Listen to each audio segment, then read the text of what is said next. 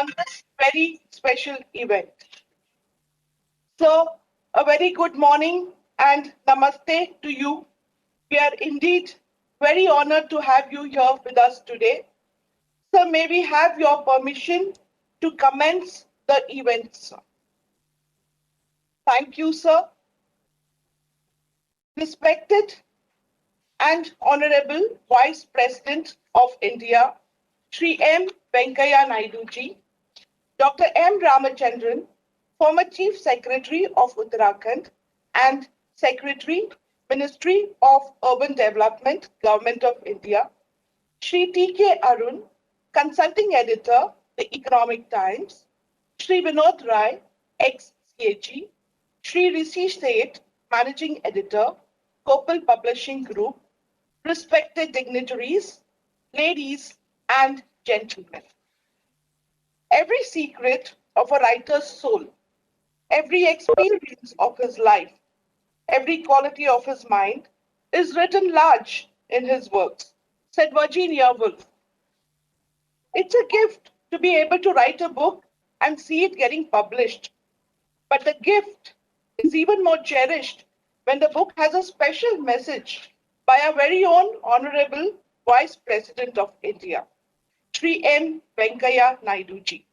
When great people lend their words and their precious time to write a special message for a book, doesn't it indicate that there is something unique about the book and about the author too? It's an honor to have all of you here today for the launching ceremony of the book, Bringing Governments and People Closer, a Development Practitioner's Prescriptions by Dr. M. Ramachandran, former Chief Secretary of Uttarakhand and Secretary, Ministry of Urban Development, Government of India, at the hands of Shri M. Venkaiah Naidu ji, Honorable Vice President of India. Ladies and gentlemen, please allow me to bring to you Dr. M. Ramachandran, the author of this book. Dr. M. Ramachandran, former Chief Secretary of Uttarakhand and former Secretary, Ministry of Urban Development, Government of India, joined the IAS in 1972. He served the state and central government of India for 38 years before retiring in 2010. He continues to be active in the urban sector and governance areas where his passion lies. All through his various assignments, he has been sensitive to the difficulties and problems which the common man faces and has made significant contributions to bring about changes in the system of governance. So, may I invite you to welcome our chief guest and also tell the gathering about your book's journey, the writing, the publishing process that got you to today. Over to you, sir. Thank you, Dr. Rita. So, with your permission, good morning, ladies and gentlemen. Respected Shri M. Venkaiah Naidu ji, Honorable Vice President of India, my esteemed colleague and batchmate Shri Vinod Rai, my valued friend and giant among editors Shri T.K. Arun, publisher of the book Shri Rishi Seth, the wide cross-section of my esteemed invitees consisting of secretaries and other senior officials of the Government of India, professors, academic faculty joining in from different parts of the country, media representatives, opinion makers, thinkers, and members of the ICFA University family. First of all, it is my honor and privilege to extend a very hearty welcome to the Honorable Vice President of India, respected Shri M. Venkaiah Naidu ji, who is always gracious in encouraging me, a statesman leader who believes in books being written, thereby generating ideas for discussion. The topic I have covered in this book, which the Honorable Vice President will be releasing today, is, I believe, close to his heart, as can be seen from the various speeches he has delivered on the need for improving governance and taking governance close to people.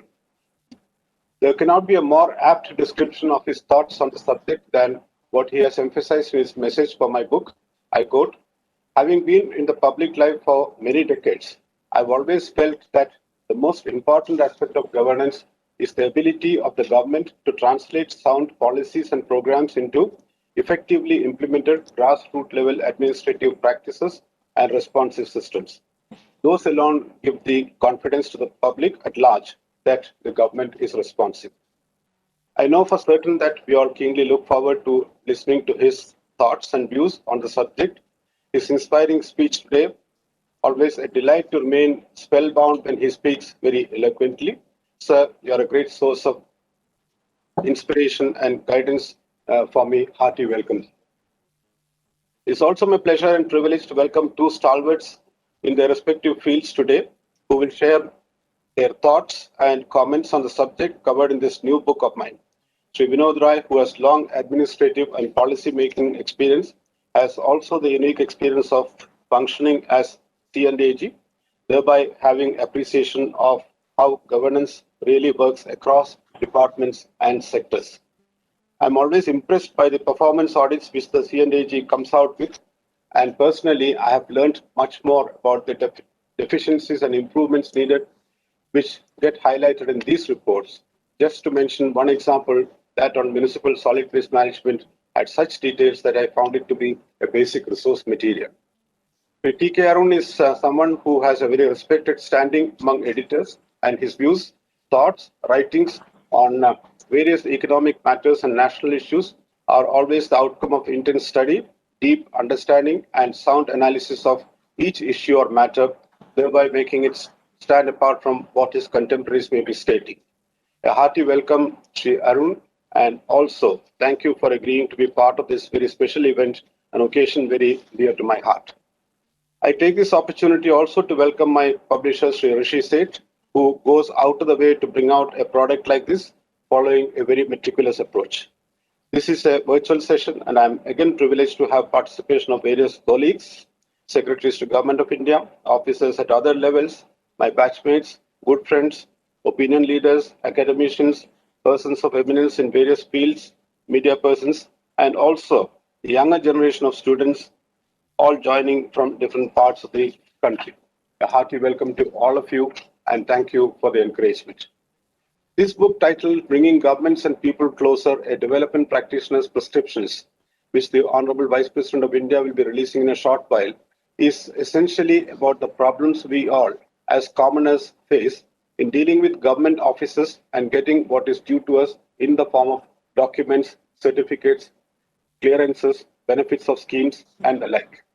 I think there cannot be a more fitting description of the book than what Dr. P.K. Mishra, esteemed batchmate of mine and presently Principal Secretary to the Prime Minister, has said in his foreword to the book. I quote, Dr. Ramachandran, deriving from his vast experiences of dealing with people and problems during the various assignments he held in government, has very succinctly and at the same time in a simple and straightforward manner brought out myriads of common problems people face in both urban and rural areas. He has also described what measures need to be taken to bring out governance changes for effective delivery of services at grassroots level. I would like to avail of this opportunity to thank Dr. Mishra for taking the trouble of going through the book and penning his views on the book as well as the governance agenda of the government. This is my 10th book, and here I have moved away from the topics related to urban development and focused on the larger governance issues, be it of urban residents or rural. What I have done is to put together my understanding of the issues involved in ensuring hassle-free governance and delivery at the ground level. I have made a distinction between the privileges some of us may have in dealing with government systems and that of the common man. Over a period, there have been changes and improvements. Technology has helped a lot and times have changed. While in service, we have seen days when villagers who have a title to land found it very difficult to get a copy of the record of rights or to get a property registered at the office of the sub-registrar. Today, one can access the title document, but getting a property registered, particularly in a megacity, could still be full of hassles. I've discussed various such instances and tried to flag where the problem lies, whether it is getting something done from the office of the regional transport officer or the police department. Why is it that an ordinary man rarely finds it a comfortable and hassle-free experience? One of the main reasons why people get harassed while trying to get something done through the government system is that quite often the process is cumbersome and a time-taking one. We all will agree that one of the fundamental transformations required in the governance system, more so at the lower levels, or levels close to the day-to-day requirements of people is that of transparency coupled with simplicity of procedures. Why is it that even with all the efforts being made to make governance simple and transparent, India's score on the Corruption Perception Index 2020 is below the global average still? It's being highlighted that it is petty corruption that hurts common people more. As a former World Bank president once said, corruption is a cancer that steals from the poor, eats away at governance and moral fiber, and destroys trust. You may say, okay, we all know this, so what is it different that you are advocating? I can also anticipate a question like, you have been part of the cream of service, what have you done? I have no conscience problem in responding that one, there are many of us who have tried to make a difference and made conscious efforts to bring about changes. And two, we all are part of a system and one has to function within the four corners of the system. After listing some of the common problems which people face either in the urban areas or rural areas of India and trying to honestly list people's expectations, I have focused on how complicated procedures make life difficult and where all changes are needed. Then I have listed out in detail what are the much needed governance changes. Now clarity and transparency need to be built in more proactively and suggested an agenda for action by 2022. I think this is worthy of highlight because we are in the process of preparing celebration of our 75 years of independence next year. And there cannot be a more significant achievement than being able to ensure that any person who has anything to get from the government, be it a service or an entitlement or a benefit, can get it in laid down times without any hassle. To make this process a huge movement, I have given various suggestions in the book. I have proposed to associate representatives of common people to make an assessment as to what has been guaranteed is really happening or not. The question is, can we have a common man's assessment of governance delivery? I leave these points, thoughts, and concerns as well as a workable time-bound agenda for action with the readers, decision makers, and all those concerned with having what could be a good governance model for India. I believe this is possible and the will can be mustered like the lead given by the Honorable Prime Minister in the matter of Swachh Bharat mission. We can even be a global model for good governance. Thank you. Thank you, sir. May I now invite Shri T.K. Arun, Consulting Editor, The Economic Times, to address the gathering and express his views on the book. Over to you, sir.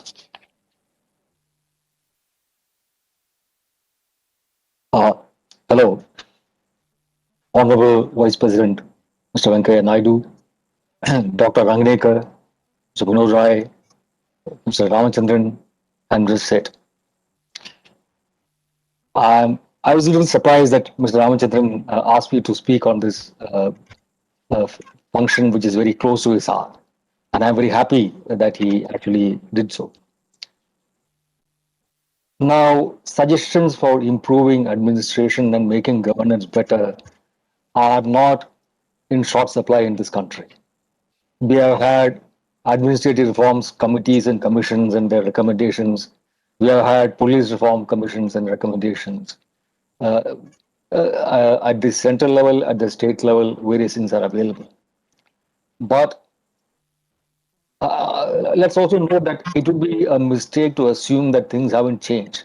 Things have improved a lot, especially with the digital revolution that we have witnessed and people's access to information technology tools and the ability to do many things online. Things have improved significantly. But still, many things still remain complex, and governance, as he has noted in his book, we are way behind in the World Governance Index, 96 in a list of 193 countries, and things can improve. So why does Mr. Ramachandran's book matter? This is because unless there is constant discussion on how things can be improved, nothing will change. And all his ideas, they are self-evidently useful in making this kind of change. in ending information asymmetry in between the state and the citizen, in clarifying procedure. Sometimes people trip over the procedure laid down in government for getting some things done, not being coherent and not being logical. And therefore, then there is scope for arbitrariness and discretion, which some bureaucrat might misuse. So if things are streamlined, as we have seen, anybody who has renewed a passport in these recent days would know that they have streamlined the procedure for issuing a passport and renewing it so well that there is no scope for discretion in this. Actual discretion comes only when there is police verification, which Mr. Ramachandran talks about in his book. Now, if such simplification of procedure, rationalization of procedure can be carried out for most governance functions, then the scope for going wrong is limited. This point he makes is well taken. But I have one criticism of the book, which is that ultimately governance is a function of democracy. Unless the people have the power to hold the state to account, you will not have governance. This is the simple reality. If the gap between the citizen and the state is so huge that it requires various kinds of mediators who can also be called power brokers or commercial operators to bridge this gap and get things done, then it becomes difficult to improve governance. Governance is not something that can be delivered. Governance and development are things that are to be sort of realized by the people, by their democratic empowerment. I think one thing we don't talk about much in this country is the principle of subsidiarity, which is to say that decisions should be taken at that level which is closest to the people where it is most effectively decided.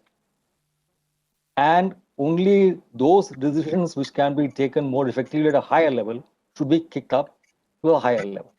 So at the panchayat, at the block level, at the district level, or at the city corporation level, at the state level, at the central level, there are various levels of decision making which are possible. And while we have made an attempt to actually create this separate list for the center's list of subjects and states list of subjects, and efforts have been on to decentralize government to the third tier, the panchayats, this has not been very, very effective.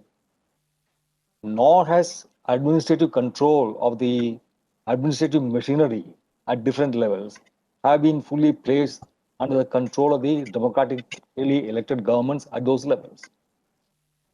And now, in a country like India, I don't know if it is possible to actually give administrative control of the panchayat level officials within to the panchayat level elected officials and their discretion. You might have, eminent scope for large-scale misuse of the authority, and you will get results which are counterproductive to the intent. However, there should be some mechanism for intervention by elected representatives of the people who are directly accountable to the people to discipline the administrative machinery at their level made available to them at their disposal. The village officer should be accountable to the panchayat. If the village officer doesn't listen to the panchayat, then there must be a reason, a stated reason, and it must be recorded. There must be some system for the panchayat to elected panchayat to take this matter to a higher level and get it resolved immediately. So these kind of systems of governance which make the people ever closer to decision-making levels and the administrative system which are then in turn held accountable to them. That is, I think, a fundamental requirement of better governance. Now, Mr. Ramachandran is from Kerala.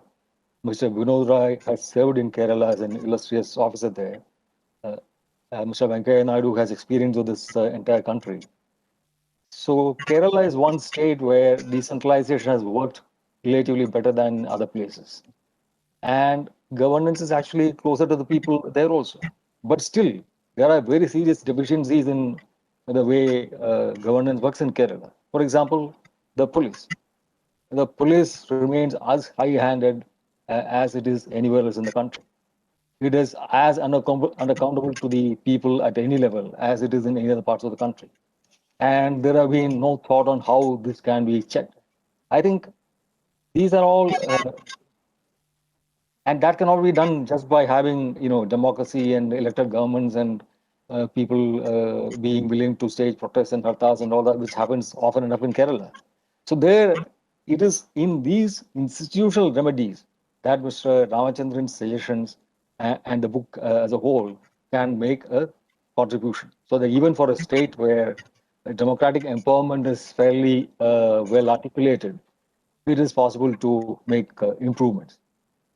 And I think uh, in this, the role of elected representatives, Mr. Ramachandran does say in his book, to take the feedback on how effective they have been, how effective people feel they need to approach various intermediaries to get their things done at the level of the administrative machinery.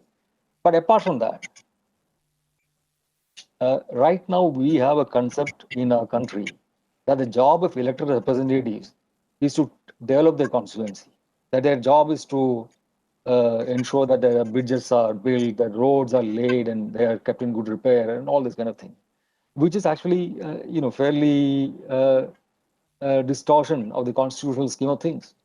We elect our representatives in the legislature to have our say as a people who have a right to decide our fate at that particular level, at the level of the assembly. When the legislature makes laws that will govern the people, then we as people of a particular constituency have a right to articulate our views, to be felt, to be our opinion to be felt, to be taken into account by the decision making at the legislature. And it is their job they are responsible for. Similarly, at the national level for the MPs. But MPs and MLAs have become far removed this from core function of articulating their people's views in decision making. The other core function is holding the government to account. Holding the government to account is a very important function that people's representatives do. And for this, of course, open discussion in the assembly, etc., is important. I think even more important is systems of committees of the legislature having the right to summon officials at various levels and to hold them to account for their, whether they do their assigned job or not. So to a certain extent, for example, in the US, their Senate committees on various things do have this power. They hold, public hearings, and they can grill people and ensure that they actually do the job they are supposed to do. Now, to take one example, the way intelligence agencies operate in India, there is no way anybody can hold them to account. We found that the former President Pranab Mukherjee, when he was finance minister, having the experience of his office being bugged, being tapped. Now, how this happened, who authorized it, etc., nobody knows. But the procedure is very opaque. And there is no system of holding these agencies to account. And this affects the quality of governance and democracy in this country at large. And I think these are ways in which, one system is to actually to hold the officials of the intelligence agencies to account before a committee of parliament. It can be in camera, but it should be accountable to a committee of parliament. And I think that system can be expanded to various areas of governance so that people are accountable, the government machine is accountable, and that accountability can be articulated through these committees of legislature. I think we need to think of a mechanism in which we can make our elected representatives more useful and playing an instrumental role in improving the quality of governance. Thank you, Mr. Ramachandran, for giving this opportunity, and thank you all for hearing me through. Thank you. Thank you, sir. A book on governance must have special meaning for the former CH. We are happy to have with us Sri Vinod Rai, former Controller and Auditor General of India, with us today. A recipient of the Padma Bhushan, Sri Vinod Rai is a distinguished visiting fellow at the Institute of South Asian Studies in the National University of Singapore and a trustee of Global Board of the International Financial Reporting Standards Foundation, London. Sir, may I invite you to address again? Thank you. Honorable Vice President, sir, Dr. Ramachandran, Mr. T.K. Arun, Dr. Rita Ranganekar, and distinguished participants in this launch function. I'm grateful to Dr. Ramachandran for inviting me to this function, and I feel privileged to share the forum with the Honorable Vice President. I congratulate Dr. Ramachandran for this excellent contribution to the literature available in bringing governments and those it seeks to govern closer. I'm particularly excited about the book as it is a practitioner's incisive analysis of how government and its policies affect the people it is elected to govern. It is by a distinguished member of the civil service who has seen and done it all, a person who has dirtied his hands on the shop floor, so to say, and hence knows exactly where the shoe pinches. As India heads to celebrate 75 years of independent parliamentary democracy, the distance and trust between the governed and the governing needs a relook with a renewed commitment to the cause that the welfare and well-being of the citizen is of primary importance, and all policies of the government should be minutely examined through this lens. It is this trust that scripts the destiny of nations. It epitomizes good governance, which in turn promotes self-sustainable economic development and thereby nurtures the welfare of people. The transparency and openness seen in any society, the readiness with which it can indulge in creative disruption, and the ease with which the rule of law is permitted to prevail are important indicators of an able administration. It is on the strength of these actions that the distance between the ruler and the ruled gets reduced, and the ruler is made accountable to the ruled. These factors serve as the pillars supporting the foundation of any robust and vibrant democracy. Administration is meant to be transparent and accountable. Mr. Arun referred to it. Transparency requires free and flow of information. It requires the citizenry to zealously guard its right to hold the government to account. And it is only an informed citizenry, the ultimate stakeholder in any democracy, that can ensure an effective and responsive governance structure that creates institutional capability to build an administration premised on an edifice of probability, accountability, and transparency.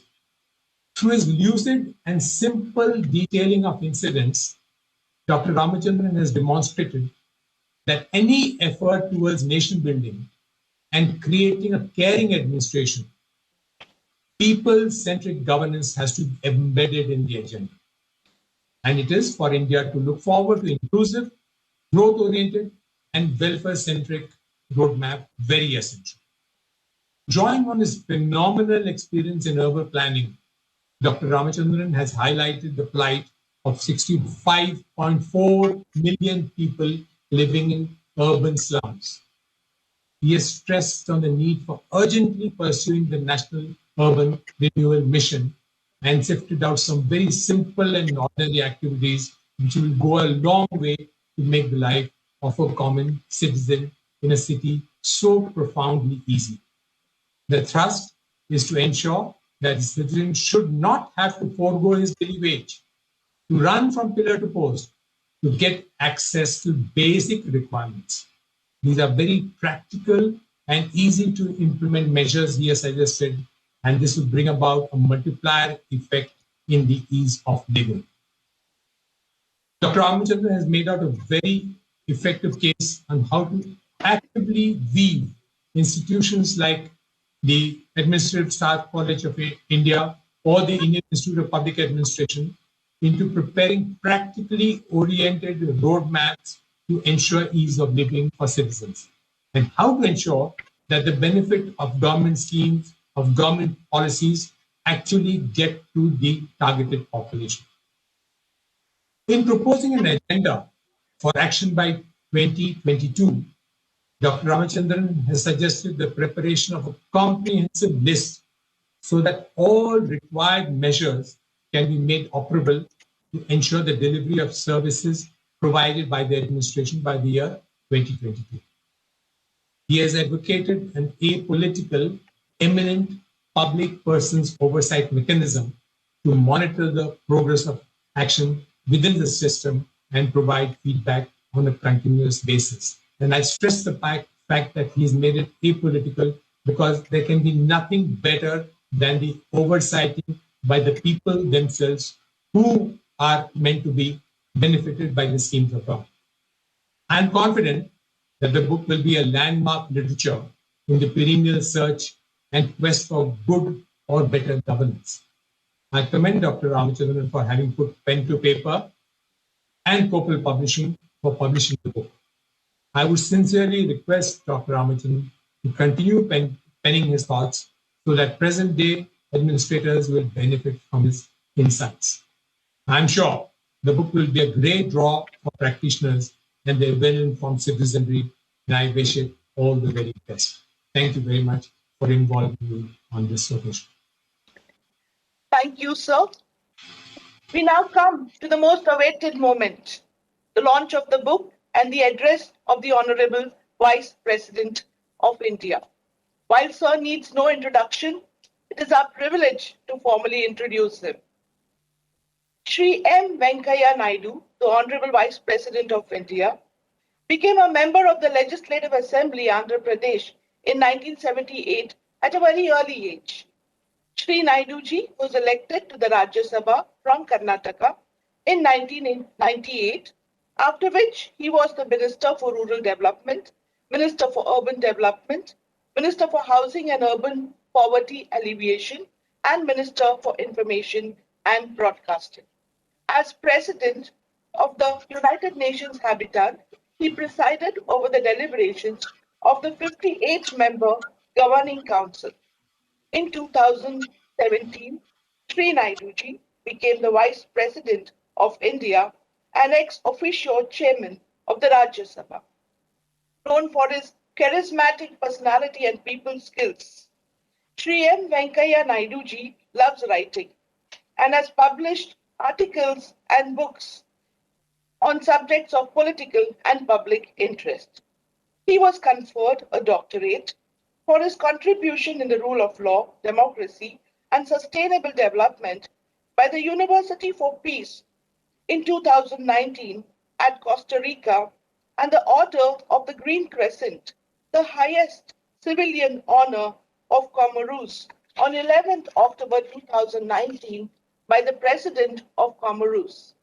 Sri Naiduji takes keen interest in agriculture, farmers, and social work. He motivates voluntary organizations. He has done constructive work in health, education, and animal care. Because he loves to interact with people, he loves to interact with them and motivate and educate them. He's an excellent orator, a voracious reader, and has reached out to various universities in India and overseas. Despite his busy schedule, he has taken time to write a special message for Dr. Ramachandran's book, which speaks of his passion for books, governance, and mainly for people. May I invite the Honorable Shri M. Venkaiah Naiduji to formally launch the book and then address the gathering. Ladies and gentlemen, can we have a big round of applause? Sir, may we invite you to address?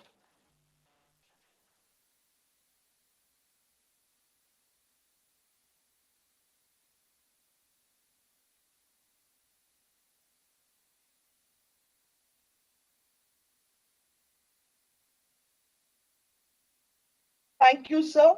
May we now invite you to address the gatherings.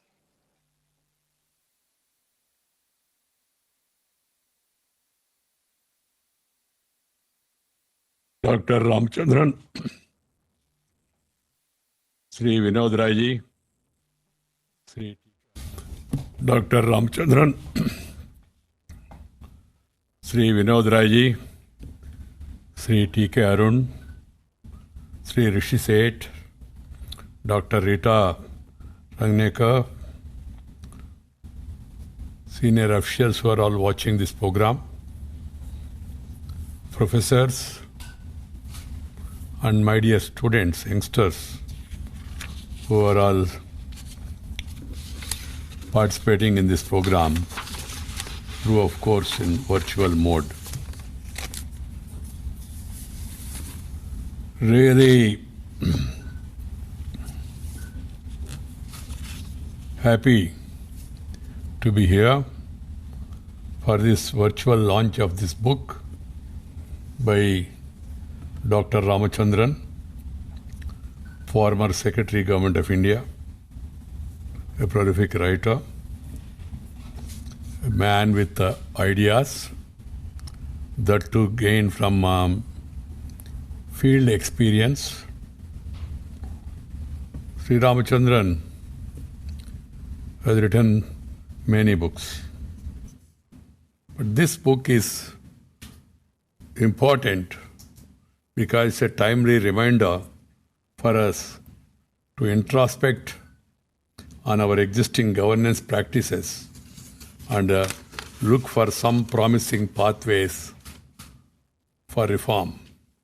I'm equally happy that today we have a panel or a participation by Sri T.K. Arun, consulting editor, Economic Times, who has a rich experience in the journalism and who have just now made very interesting points for discussion and also for guidance. And he has raised some questions also out of experience. They are very thought-provoking that way. And Sri Vinod Raji is one of our outstanding civil servants of the country and who made a mark as a CAG of this country with his great, rich administrative experience. And I am particularly happy over the topic, bring governments and people closer. Government and people closer. That is really, as I said, is the need of the hour. Having been in public life for many decades, I too had the opportunity to observe how governments and people interact with each other. It seems almost axiomatic that democratic governments should be close to people, be very responsive to their needs, and adopt a caring and facilitating experience. As a Thiruvalluvar wrote in Tirukkural on the importance of good governance, where there is rain, the living creations thrive. And so when the king rules justly, the subjects thrive. The objective of all the governments that are elected by the people is generally to let the people thrive. But then, between the intent and the implementation, between the policy and the practice, there are gaps. Not that we have not made any improvement. We made a lot of improvements. Successive governments have done their best. And there are many reports of the reforms committees at the state and central level. And also, we have been going through series of articles written people with experience. How to narrow the gap and the purpose is better the governance. The ultimate test of any good governance is the quality of life of the people. Making the life of the people qualitative. The happiness quotient and the well quotient, the ease of living index. I think today is an International Happiness Day. What is happiness? Happiness, many ways to many people. But hassle-free system, easy, transparent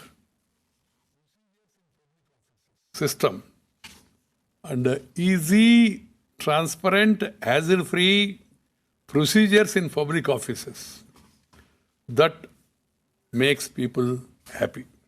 Of course, the nature, the family, the mental attitude, and the share and care you take or others take, and also the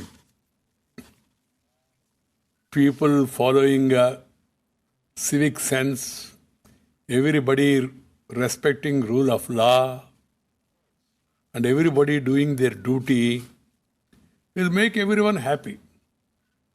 It's not merely your efforts, your economic growth that is going to make you happy.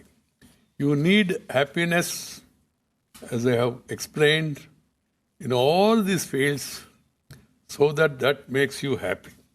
Coming to the topic, today's topic is improving the living standards of our people. It is the duty of the government to take policy formulations and also simplify the procedures. But ultimately, I personally feel with my experience in public life, it is the delivery system. At the end of the day, delivery, your intentions, your great formulations, your reforms, your new ideas, and your slews of measures, welfare, as well as development-oriented, they are all on one side important. But what is more important is delivery. The people who has to deliver, and also the reviewing mechanism of delivery. The panchayat, the municipality, the Jilla Parishad, the Legislative Assembly, and here in Parliament. We review it from time to time and then try to understand where does the lacuna stands. And what are the improvements that have been made? And what are the deficiencies that has to be taken care? This is very important. As Arun was mentioning about the role of the legislators, MLAs and parliamentarians, their basic duty is to bring legislations, to review the performances. But I have seen of late, these people are taking more interest in the development, political, as well as public, and they want to decide. That responsibility is given to somebody else. Your responsibility is to review. Your responsibility is to legislate. Your responsibility is to highlight the deficiencies and the efficiencies, and then give guidance through legislature and parliament. The 73rd and 74th Amendment, the aims to bring decentralization in public life, because from Delhi, covering a gully is not simple. For the local level, panchayats have come, Jilla Parishad has come, municipalities have come, and then above assemblies and parliament. The policy formulations are made here, but the implementation part should be left to them. how far we are giving power, real power to those bodies, that has to be analyzed from time to time. See, 3Ds, that is the devolution, decentralization, is powers to what extent we have allowed the decentralization to take. Is an important question. According to the 73rd and 74th Amendment, 29 subjects were supposed to be devolved to the local bodies. But I have reviewed it when I was Rural Development Minister. I have reviewed it when I was Urban Development Minister. There is a lot of improvement. Many states have done it. But still, many are yet to really make the legislation, the constitutional amendment, into a real reality. This is one aspect where we have to focus and see that this devolution takes place and empowerment of the local bodies is carried out. And then as I was mentioning about the intent and the implementation, between the policy and the practice, there are gaps. The Prime Minister spoke of, he gave a 3-line mantra: reform, perform, and transform. Transformation for the betterment of the nation. Transformation for what? To transform the lives of the people. That is the ultimate aim. So, who can do it? It is not merely elected representatives alone. It is the bureaucracy again, which has to focus its attention to see to it that these reforms are carried out at the grassroots level. Delivery, as I was telling. That's why, of course, slews of reforms have been taken by this Prime Minister. He is keen on reforming everything. He is trying his best. He is working hard, undoubtedly. Sometimes he becomes restive also, as I could see, having worked with him and having observing him. Now, these reforms has to be implemented in letter and spirit by various stakeholders. Unless everybody cooperates, this is not that much simple. And the reforms are always met with resistance, because by reforming, you are making to perform and bring the transformation in the system. But some certain vested interests, they will be affected by reforms. So there will be opposition.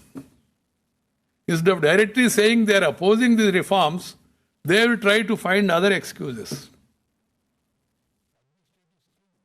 to make you draw different conclusions. So you need the political will, administrative skill. Then only you will be able to do it. That's why the political leadership is important. Bureaucracy also is equally important. Because at the end of the day, implementation part is again dealt by bureaucracy. The ultimate test of a good governance is the quality of life of the people, as I said earlier. The happiness quotient, the wellness quotient, the ease of living index. Ease of living index. Whatever has been promised, are you getting that delivered without problem, without waiting, without standing in a queue, without meeting people, without greeting people, as I said, without standing in a queue, going and meeting and greeting, shaking hand and doing something in between a hand. There should not be any such necessity.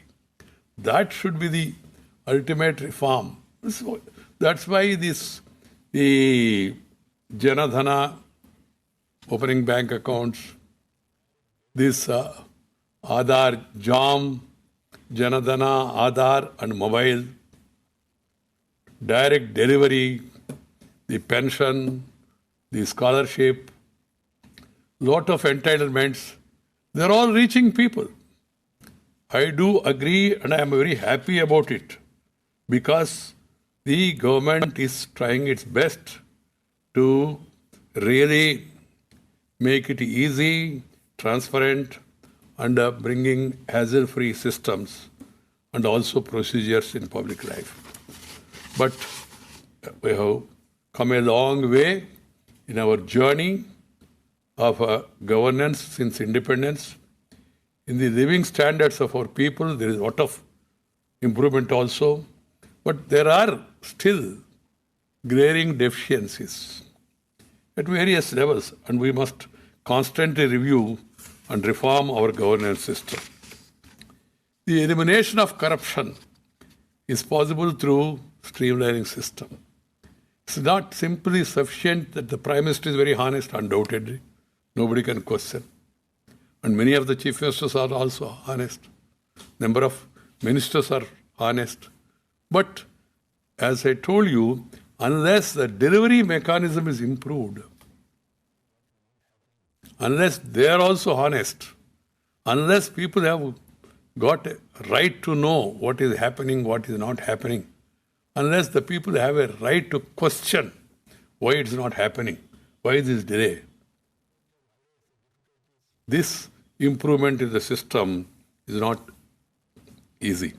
The author, Sri Ramachandran ji, highlights the difficulties encountered by the common citizens in public offices, whether it is getting a property registered,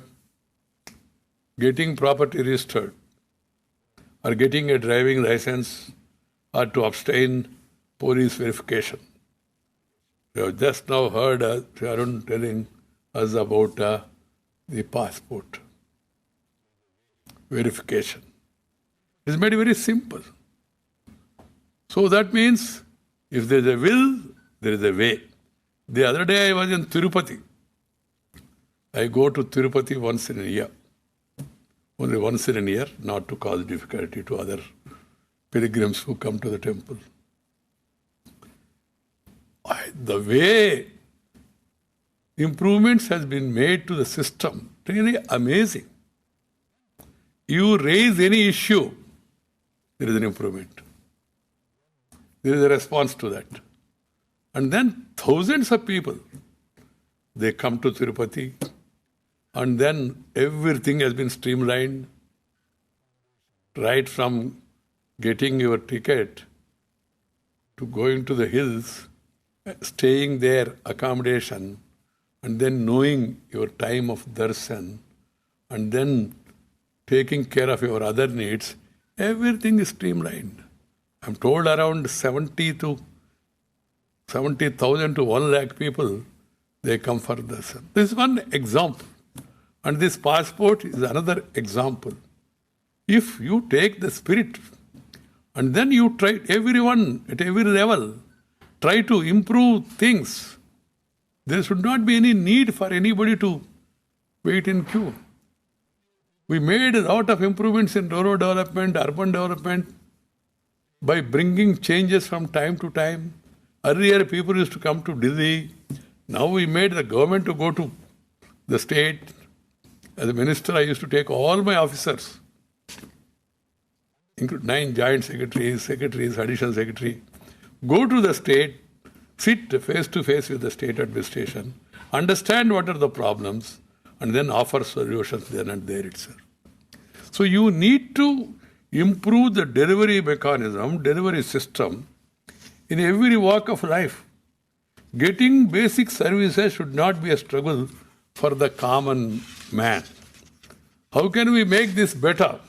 To begin with, I think the author quite rightly argues that inordinate time-taking process are the main reasons for people get hassled in public offices.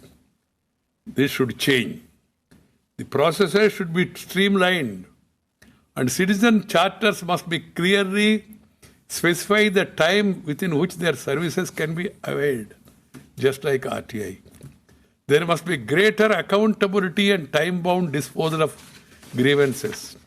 Strengthening purposeful grievance redressal mechanisms like centralized public grievance redress and monitoring systems, having more Janata Adalats and restructuring offices, and also good suggestions. The author's idea of a new ease of common man's interaction with the government index is also a welcome suggestion. This can actually be an important component of ease of living index. The governance system should also be redesigned with the principle of trust-based governance to cut down on time taken and to improve facilitation. I must compliment the government for the great strides taken in this regard over the past few years. Self-attestation is deemed sufficient for many documents now. Earlier that also used to take, one has to certify even the pension that he is still alive, and then he has to go around people and all. Very simple thing. Similarly, because he is alive, he is coming for asking for pension. Why is the need to get a certificate for that matter? The digital copies are considered as good as physical copies nowadays. We are moving digital. That should be expedited further. We are a huge country. I am aware of the challenges. But still, we have made a lot of progress and we must make much more progress. Digital, online, that should be the main line so that there is no need for any line in future. Taking the Vivad Se Viswas principle forward, the tax reforms last year brought in faceless assessment and appeals, eliminating the physical interface between the tax authorities and taxpayers is also an important initiative. It should be improved further. Government should also seek to measure the quality of their service delivery and act on this feedback to improve service delivery. Like the air quality, there is a measurement that has come now. You can measure air quality. So service quality, service delivery, that feedback also should be made available. This is achieved through an outcome-oriented approach to governance. The government has adopted this approach for measuring its outcomes in a real-time manner, be it Disha platform for schools, Saubhagya portals for rural electrification, among others. The core mantra that should be transform vision to mission and mission to implementation in the least possible time and in the most efficient way. Least possible time and most efficient way. With a long experience in the field of urban development, the author has focused on the challenges of urban governance. The population in cities have phenomenally increased in line with the global trends. The ordinary citizens has basic expectation of amenities for a comfortable life in a city. That housing, electricity, water, sanitation, waste management, and mobility. A lot of progress has been made over the years, but there is still some more distance to go.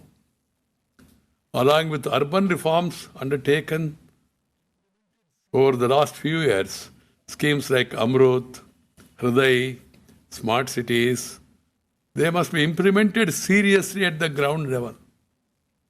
Eventually, we must try to create not infrastructure alone, but ensure happy living spaces for all classes of society in a city. I would like to draw your attention, go through this pandemic. Make a study that this pandemic, this COVID-19, the rural people are less affected. What is the reason? The farmers, in spite of this pandemic, have gone for record production. Record. In spite of the difficulties faced, every sector there is a setback in the country. But the only sector that made phenomenal progress even during the COVID is agriculture sector. In spite of the problems, not that agriculture has many problems. It is facing challenges also. But see, and as I told you, as I observed the other day, I shared with important people in the administration, I told them, please make a study. Not even 2% of the farming community is affected. Why? Not even 1%, 1 out of 100 of the agriculture labor is affected by the COVID-19. I'm not talking of economically, I'm talking of health-wise. The reason being the way they live, living spaces, some openness, allowing air circulation. Air circulation is an important factor in this COVID. And you see what is happening to Western countries, to the urban areas, and what is happening to India, in spite of having such a massive population and all. The farmers are least affected. The agriculture workers are least affected because they live with the sun. We may live with our sons, but we are not utilizing the sun. The sun is a happiness factor, the sunlight. It will make your life bright if you allow it to enter into your house. But we are closing our houses from all sides. This is another matter for the urban developers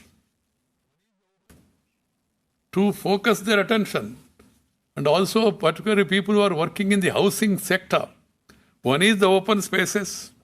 Second is within the house also light, air must be allowed to come in. The old Vastu, according to my grandfather, was based on water, air circulation, and sun and light. And nowadays it is fashion. Recently I met an architect. I took her to the washroom and showed her the washroom, wash basin, and then opened the tap. Half of the water was going into the wash basin, remaining was coming on us. I told her, what is this? She said, sir, these shallow basins are the fashion. I said, shallow or hollow? I told her in my own way, in language, ma, see, saundaryama, saukaryama. Saundaryamu means aesthetics and fashion. Saukaryamu means comfort. We are not bothering about comfort. We are more interested in fashion. Even when you go for sofas, nowadays sofas, if you sit in that sofa,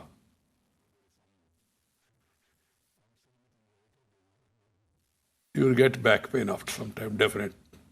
I don't know, there is some, I'm saying it in the writer design, this thing, whether there is some design behind this, people are doubting nowadays.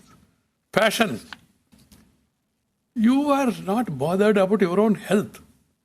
This is an important factor that has to be, because we are not sure that worst is over with regard to COVID.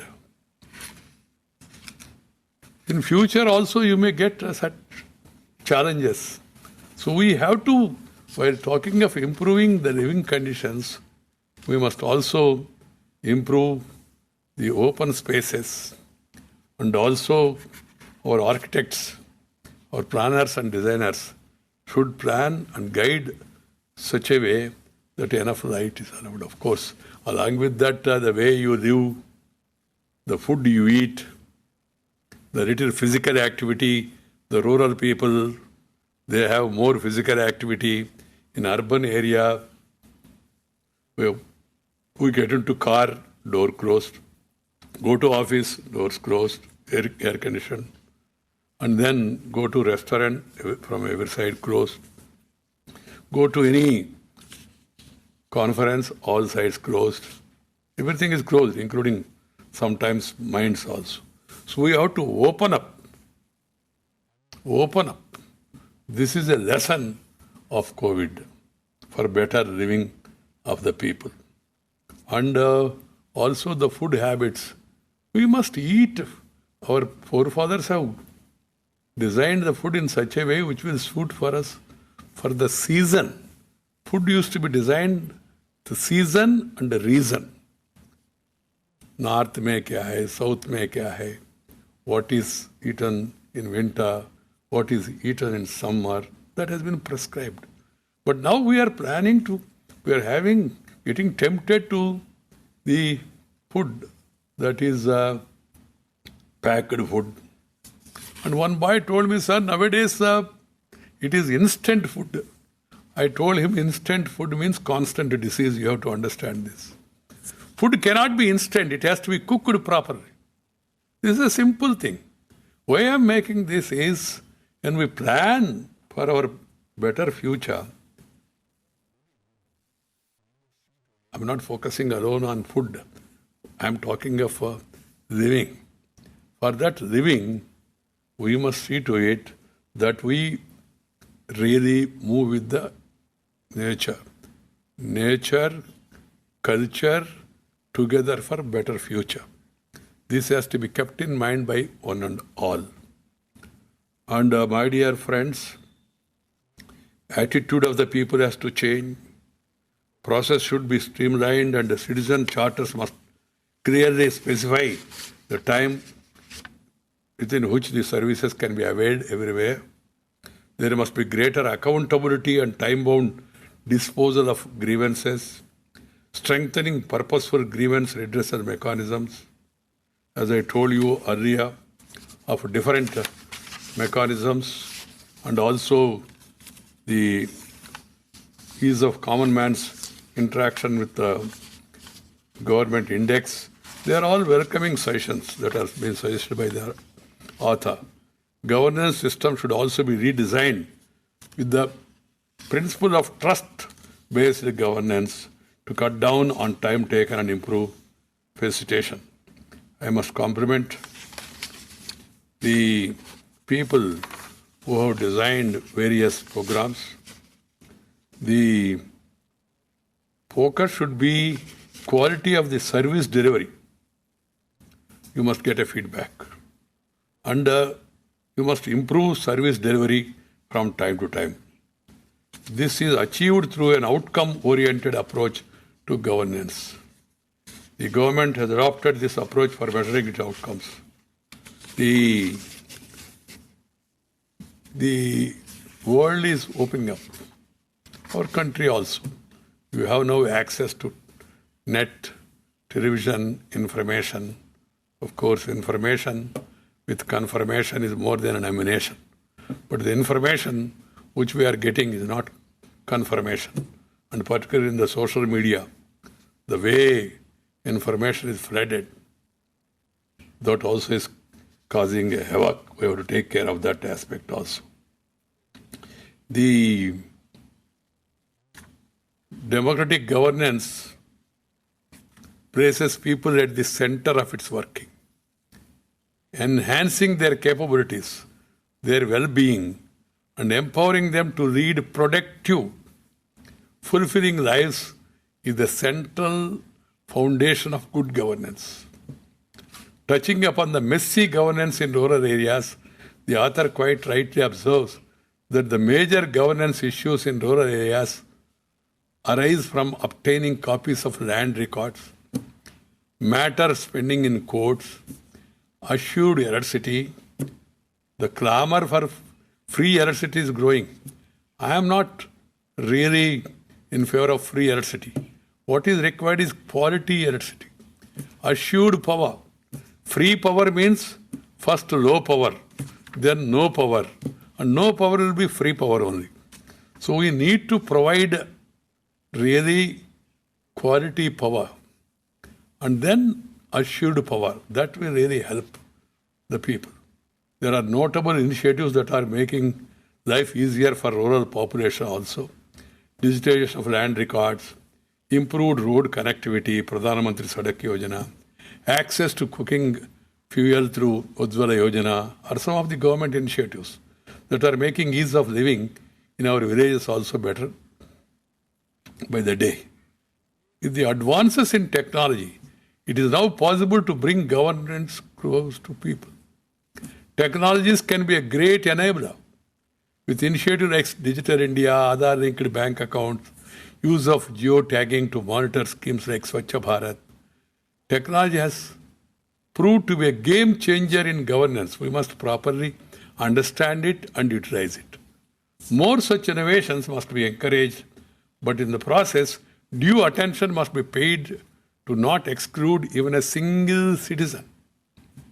We must make sure that we use Indian languages more extensively in all aspects of governance. Language understood by people must be used in offices, schools, courts, and in public places also. Using mother tongue. I am very keen on this. I want to see a day where everything in public life is carried through first mother tongue, second through Indian languages, and then I have no problem in communicating afterwards in English also. Because you need to, I am not against learning English. Learn English. But first learn and become proficient and efficient in mother tongue so that your foundations are strong, your cultural ethos are strong. Another pertinent suggestion in the book is that we share our best governance practices. Yes, our share and care is the core of Indian philosophy. We should care for others. We should share not only our wealth, we should share our ideas also with others. So knowing best practices or giving wide publicity to these best practices so that they can be replicated is a welcome suggestion. In this regard, I urge the central and state governments to make a comprehensive documentation of governance practices and projects implemented. What are the lessons that we can draw from these experiences? This will give us deeper insight into just successes, into not just successes, but reasons behind failures too, and make way for better implementation elsewhere. In the end, as Team India, we must work towards meeting the 21st century aspirations of our citizens. As I told you, as we are opening up, expectations of, and also aspirations of citizens are also going up. Improve their ease of living and make Indian governance a global model. That is the suggestion this book has made. That's a very important suggestion. Improving service delivery is the basic building block. However, bringing government closer to people does not mean only better delivery of services, but adopting a system that makes citizens active partners in national development. Many of the government programs succeed if people get actively involved, like Swachh Bharat Abhiyan, for instance, or the country's response to COVID-19. They should be made, इसको एक जनांदोलन का रूप देना चाहिए, तभी ये सफल होगा. Merely government programs alone will not succeed unless people understand, people participate in this.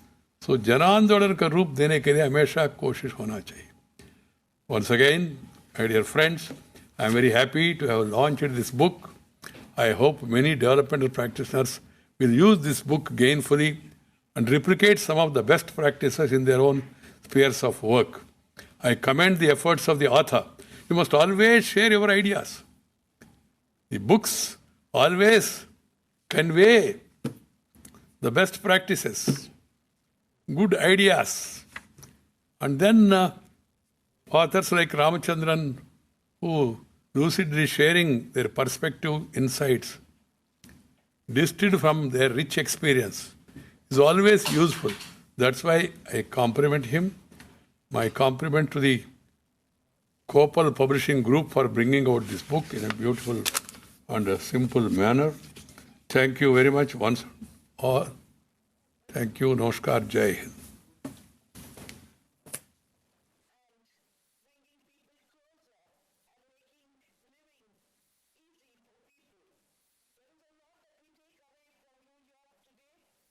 Words are not sufficient to summarize your address to the gathering. Thank you once again, sir. May I now invite Mr. Rishi Seth, Managing Editor, Kopal Publishing Group, to address the gathering, and on behalf of the author and everyone else, express our heartfelt gratitude to the Honorable Vice President of India for his graceful presence. Over to you, Mr. Rishi Seth. Thank you. Manya Uprashpati ji, our chief guest for today's program, our eminent guest, Shri Vinod Rai ji, Shri T.K. Arun ji, and Shri Ramachandran ji. I consider it a great privilege to propose a word of thanks to our all the dignitaries who have made it convenient to attend the book release function. I take this opportunity to express our sincere thanks to respected Uprashpati ji for gracing this occasion as the chief guest. His presence today in this function has immensely enhanced its importance. We are extremely grateful to you, sir, for your insightful address. We have just listened to the thought-provoking speeches by our eminent guests, Shri Vinod Rai ji, former CAG of India, Shri T.K. Arun ji, editor, Economic Times. They have elaborately discussed the measures that this book explains to bring about the important governance changes for effective delivery of services at grassroots level. As a publisher, I express my sincere thanks to Shri M. Ramachandran ji for giving us an opportunity to publish his novel ideas and expertise in a book form.